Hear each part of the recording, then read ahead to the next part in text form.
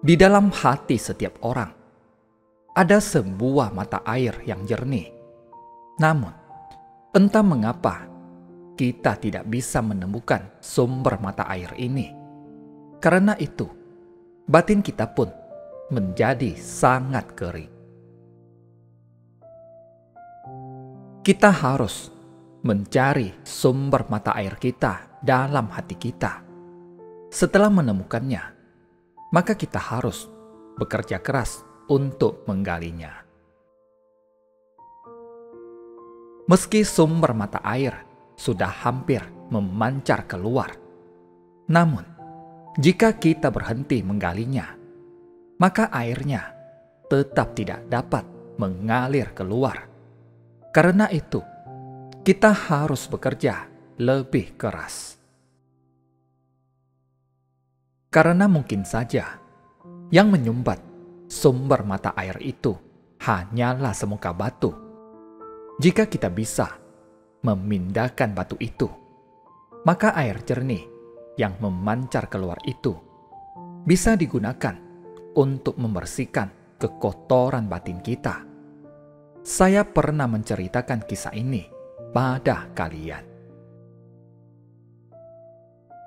Menggali mata air di dalam hati. Ada sebuah desa yang mengalami kekeringan hingga warganya sulit untuk bertahan hidup. Suatu hari, ada seorang anak yang melihat orang-orang dewasa yang tengah menggali sumber mata air. Orang-orang dewasa itu sudah menggali sumur hingga sangat dalam. Anak itu pun dengan giat membantu di sana. Setelah menggali dalam jangka waktu panjang, para orang dewasa mulai menyerah karena tak kunjung juga menemukan mata air. Namun, anak itu merasa sudah begitu banyak orang yang menggali selama berhari-hari. Apakah mau menyerah begitu saja? Iya, para orang dewasa di sana sudah sangat kelelahan dan tidak percaya diri lagi. Lalu, mereka pun pergi. Anak itu kemudian masuk ke dalam sumur itu dan terus menggali hingga akhirnya dia melihat sebongkah batu. Batu itu sangat berat. Berhubung semua orang sudah pergi, anak kecil itu pun tidak mampu memindahkan batu tersebut.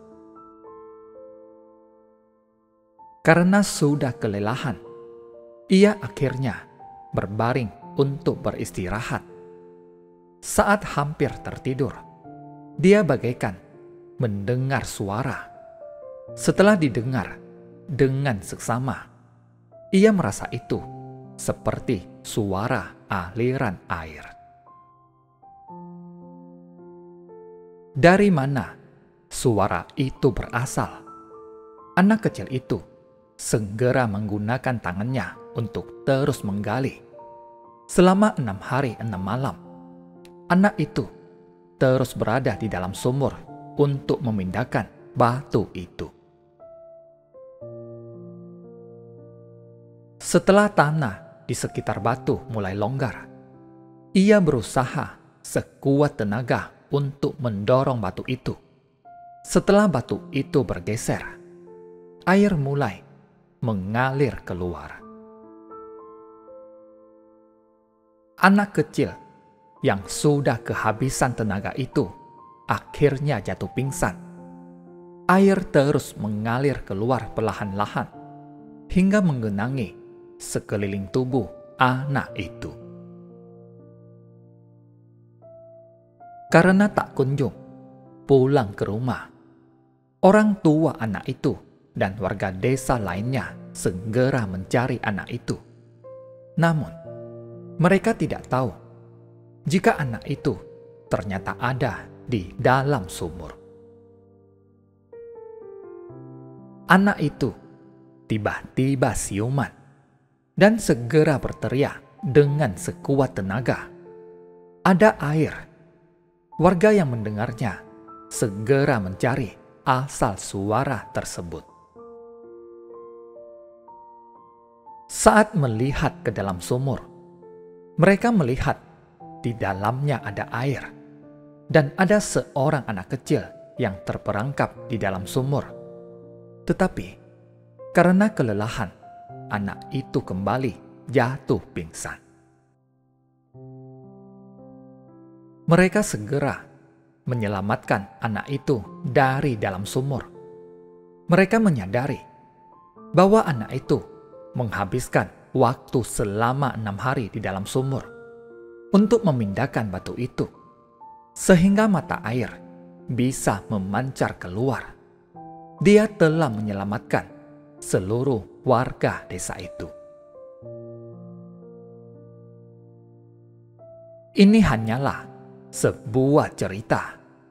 Setiap orang pasti ingin menggali sumber mata air di dalam hatinya. Saat sudah hampir menemukannya, mereka justru kehilangan kepercayaan diri dan pergi meninggalkan tempat itu. Namun, anak kecil itu memiliki tekad yang teguh. Meski semua orang dewasa sudah menyerah, tetapi anak itu tetap berusaha. Lihatlah, akhirnya ia berhasil membuka sumber mata air. Kita harus meneladani semangat anak itu. Kita harus bersungguh hati. Jika bersungguh-sungguh, maka kita pasti bisa mendengar sumber mata air di dalam hati. Karena itu, kita harus memiliki keyakinan. Kita kehilangan keyakinan karena tidak menggunakan cara yang tepat. Dengan cara yang tepat, keyakinan benar, dan ditambah dengan kerja keras, maka kita akan bisa mendengar sumber mata air di dalam hati kita. Jika kita terus bersungguh-sungguh, pasti mata air di dalam hati kita juga akan memancar keluar. Pancaran mata air yang jernih bisa membersihkan kekotoran batin kita. Batin kita bagaikan sebidang cermin. Ia harus diseka dan dibersihkan. Cermin batin kita harus terus diseka hingga sangat bersih, agar ia dapat memantulkan segala sesuatu di alam semesta dengan sangat jelas. Karena itu, kita harus bekerja keras untuk menggali sumber mata air. Ini sama seperti kita harus giat menjaga kebersihan cermin batin kita. Jika tidak, kita akan terbelenggu noda batin. Sesungguhnya, noda batin timbul dari diri kita sendiri. Kita sendirilah yang merintangi kehidupan kita. Kita sendiri yang menciptakan masalah dalam hubungan antar sesama. Dan kita sendiri yang menutup batin kita. Kita juga kerap merintangi diri untuk mendalami ajaran kebajikan. Karena itu, tanpa disadari, kita terus mengakumulasi noda batin. Jika pikiran terbelenggu noda batin, kita harus menggunakan air pertobatan untuk membersihkan batin. Kita harus bekerja keras untuk melenyapkan noda batin. Ini sama seperti anak yang memindahkan batu tadi. Setelah batunya digeser, mata air jernih pun bisa memancar keluar. Setelah dibersihkan, maka hati kita akan sangat lapang dan murni, sehingga tidak akan lagi mudah tercemar dan terjerat oleh segala masalah. Kita harus memiliki hati yang murni, seperti anak yang berhasil memindahkan batu itu. Saya sering mengulas tentang pentingnya menyucikan hati manusia. Untuk itu, dibutuhkan pancaran mata air yang jernih untuk membersihkan kekotoran batin. Setelah kekotoran batin dibersihkan, maka secara alami, cermin batin kita akan menjadi sangat bersih, sehingga bisa memantulkan segala sesuatu tanpa halangan. Setelah batu yang menyumbat itu dipindahkan, maka mata air yang jernih akan memancar keluar untuk membersihkan kekotoran batin, sehingga cermin batin kita menjadi cemerlang dan bebas dari kekotoran batin. Terima kasih, semoga bermanfaat.